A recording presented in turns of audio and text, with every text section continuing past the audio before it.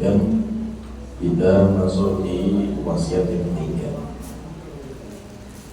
Rasulullah berkata kepada Abu Dzar, "Washolli sholata li waqtiha." Wahai Abu Dzar, sholatlah kamu pada waktunya. Wa in wajadtal imam qad shalla faqad ahrasta sholataka. Kalau kamu mendapatkan imam telah sholat, maka kamu telah menjaga sholatmu. Wa illa fahiya nafilatun. Kalau tidak, maka itu sebagai tambahan.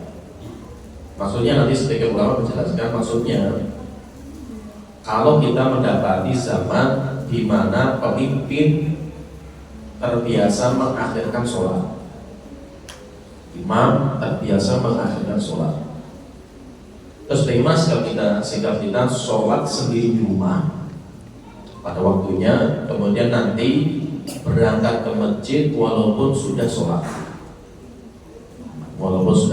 setelah itu kita ikut sholat bersama manusia. Jadi sebagai kabar dari Rasulullah bahwa zaman itu akan terjadi. Dan kapan itu di waktu Daulah Umayyah. Jadi khilafah atau raja-raja Umayyah kebiasaan mereka seperti itu. Jadi itu termasuk catatan buruknya Daulah Umayyah. Tetapi kalau yang lain, masya Allah, Daulah Umayyah ini dalam peperangan, demikian juga yang lainnya luar biasa. Nah itu nanti Daulah Umayyah nanti diganti dengan Daulah Abbasiyah. Kalau Abbasiyah itu termasuk kuat dalam menjaga sholat. Jadi gini, kalau kita lihat ya, sedikit sejarah. Nabi Muhammad SAW meninggal dunia kan diganti dengan khilafah. Nah setelah khilafah selesai, maka nanti diganti dengan Daulah Umayyah. Muawiyah sampai keturunannya itu namanya Daulah Umayyah. Setelah itu nanti Daulah Umayyah melemah, setelah itu hancur, dilengsarkan, diberikan oleh Daulah Abbasiyah. Kalau Abbasiyah itu anaknya Abbas bin Abdul Muthalib. Jadi kalau itu Ahlul Bait.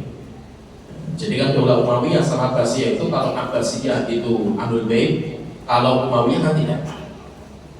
Nanti kalau Abbasiyah itu kayak Harun ar-Rasyid, nah itu dia Abbasiyah. Nah, jadi seperti itu. Jadi ketika zaman pemimpin itu Daulah Umayyah, dan itu sahabat masih ada, karena itu sama sahabat masih banyak yang itu. Maka muncul pemimpin yang zalim, bahkan kezaliman penguasa itu sampai masuk ranah ibadah. Coba bayangkan ya, pemimpin kita, sejahat-jahatnya pemimpin kita ya, tidak akan berani ngotak-ngatik ibadah kaum muslimin. Sholat subuh, demikian juga sholat Jumat, demikian juga sholat Id, nggak ada yang berani. Atas jahat-jahat pemimpin kayak apa nih di Indonesia ini? Sedangkan kalau pemimpin zaman dulu, sahabat masih hidup, itu sudah ada yang merubah-rubah tentang sholat. Contohnya misalkan kalau Hajjaj bin Yusuf, itu sahabat masih banyak hidup. Beliau kalau khutbah Jumat selesainya waktu adzan asar. Jadi baru berhenti khutbah, adzan asar berhenti. Nah setelah itu baru sholat, berarti sholatnya nggak sah karena sudah selesai waktunya kan. Ya, kalau mau dikerjakan namanya pokok. Terus bagaimana sahabat? Sahabat hadir di situ, dia mendapatkan zaman itu loh para sahabat. Makanya diketahui para sahabat kayak Abdul bin Mas'ud, demikian juga kayak Abu Musa Asy'ari, dan yang mendapatkan zaman itu Anas bin Malik. Maka kalau mereka ada yang sholat di rumah dulu, sholat zuhur, jadi masuk memang sengaja diakhirkan datang ke masjid. Jadi masuk waktu zuhur, mereka di rumah sholat zuhur 4 rakaat, selesai berangkat ke masjid. Kemudian nanti sholat Jumat bersama Hajjaj bin Yusuf. Ada yang para sahabat itu modelnya duduk dengan khutbah, mereka sambil sholat zuhur dengan menggerakkan kepala. Coba ini ada kasus seperti itu. Kemudian ketika di zamannya Marwan bin Hakam, itu juga termasuk pemimpin dari Umayyah juga. Dia ini, jadi gini, Dulu itu kan pertentangan dua kekuatan ini kan kuat sekali antara Ahlul Bait Abbasiyah dengan antara Umayyah. Abbasiyah itu ya kayak Ali bin Thalib kan punya kekuatan di Irak waktu itu kan. Sedangkan kalau Umayyah itu kayak Muawiyah kan di Syam. Sehingga ketika zaman Muawiyah, Abbasiyah ibu kotanya kan di Syam, Damaskus. Sedangkan ketika Abbasiyah ibu kotanya di Irak, makanya kan ada namanya Baghdad. 1001 malam kan, negara 1001 malam kan. Itu nanti itu Abbasiyah. Jadi kalau sudah dulu diceritain Mas ya, parah Mas itu ya, padahal itu zaman kemasan Islam. Jadi pemimpin itu kalau khutbah bahasnya politik. Jadi khutbah itu dijadikan ajang politik, isinya caci maki, menghujat Ahlul Bait, itu caci maki. Maka dari itu ketika khutbah Jumat atau khutbah Id, orang dengarkan itu malas karena bahasnya politik. Nah, kalau khutbah Jumat kan harus orang itu dengar, karena itu masuk rukun khutbah kan, rukun sholat Jumat kan. Sedangkan kalau khutbah Id kan itu enggak, karena kan modelnya kan sholat dulu baru khutbah. Sedangkan sholat Jumat kan khutbah dulu baru sholat kan, sehingga orang dipaksa untuk mendengarkan kalau sholat Jumat kan. Kalau sholat itu enggak, yang penting sudah sholat. Setelah itu siapa yang mau dengar silakan duduk, yang mau pulang ya pulang. Lah ketika zamannya Marwan, dia ini setiap naik mimbar sholat Id, setelah sholat naik mimbar bubar jemaah. Akhir tahun depannya dia sholat Id diganti, coba diganti loh ya. Khutbah dulu baru sholat dulu ya. Berani berubah pada sholat itu sholat besar kaum muslimin loh itu ganti. Akhirnya dia itu naik ke atas mimbar belum sholat Id, langsung pengen ceramah.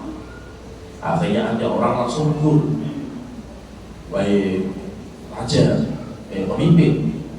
Kebiasaan Rasulullah nggak seperti itu. Kebiasaan Rasulullah itu sholat dulu baru khutbah.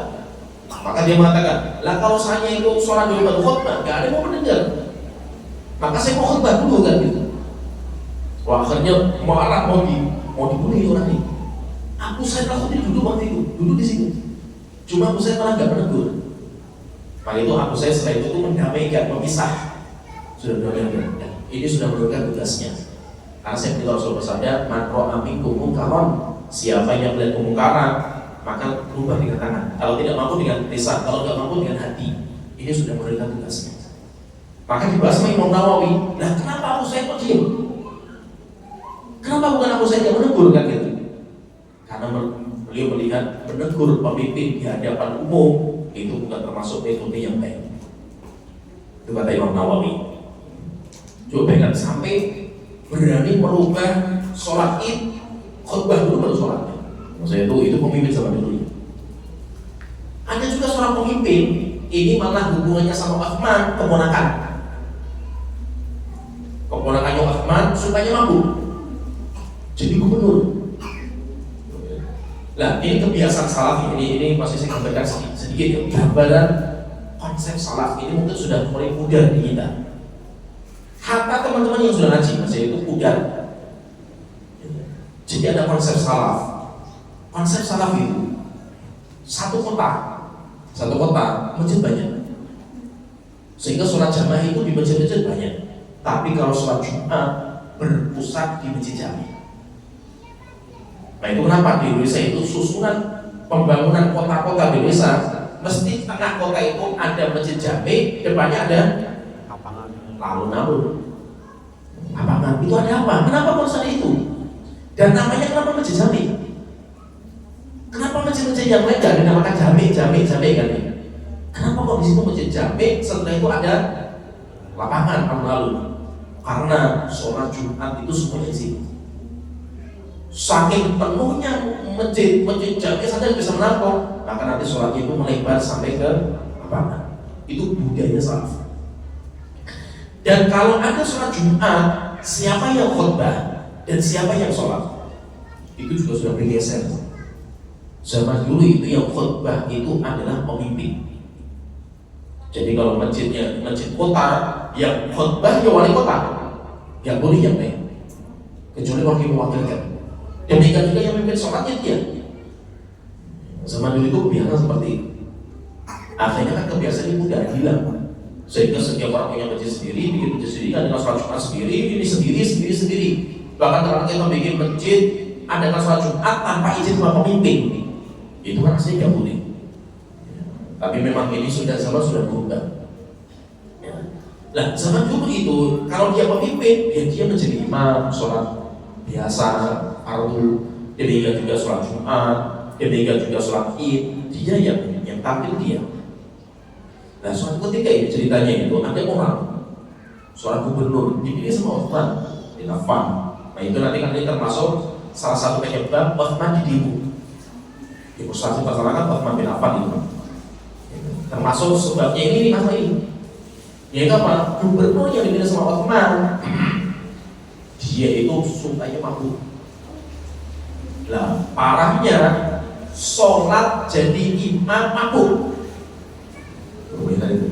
Sampai akhirnya sholat subuh 4 rakaat. Itu sejarahnya itu. Sholat subuh 4 rakaat. Setelah sholat, dia itu sampai layang-layang ngomong kepada jamaahnya, mau saya tambah lagi nggak sholatnya? Coba ya, pemimpin zaman dulu itu parahnya sampai seperti itu. Jadi seperti itu.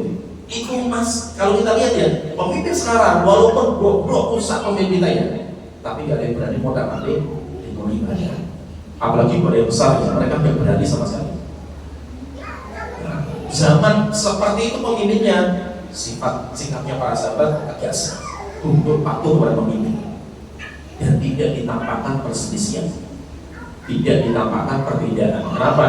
Karena menampakkan perbedaan itu nanti akan membuat kegaduhan di masyarakat. Karena kalau sudah gaduh itu mudah sekali ditunggangi sama provokator.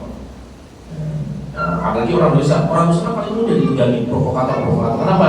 Tidak semua orang boleh komentar, siapapun boleh berkomentar di Indonesia ini kan. Nah, ini yang jadi masalah.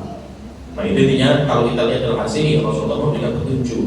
Kalau memang kita itu punya pemimpin yang biasanya mengakhirkan sholat, maka Rasulullah mengatakan sholat di waktunya walaupun sendirian. Lah nanti setelah itu masjid, kalau di masjid kamu itu dapat imam sholat di waktunya, alhamdulillah. Kalau tidak, misalkan imamnya itu sholatnya memang sudah sampai keluar waktunya, maka anggap itu sebagai sholat sunnah. Jadi kita niatkan sholat berjamaah bersama imam, itu niatkan sholat sunnah. Sholat wajibnya sudah kita jalankan sendiri di rumah. Nah, jadi seperti itu. Ini nasihat Rasulullah, 3 nasihat kepada Abu Dzar radhiyallahu anhu. Yang mungkin sampai sini nanti kita lanjut lagi di bab berikutnya. Alhamdulillah rabbil alamin. Assalamualaikum warahmatullahi wabarakatuh.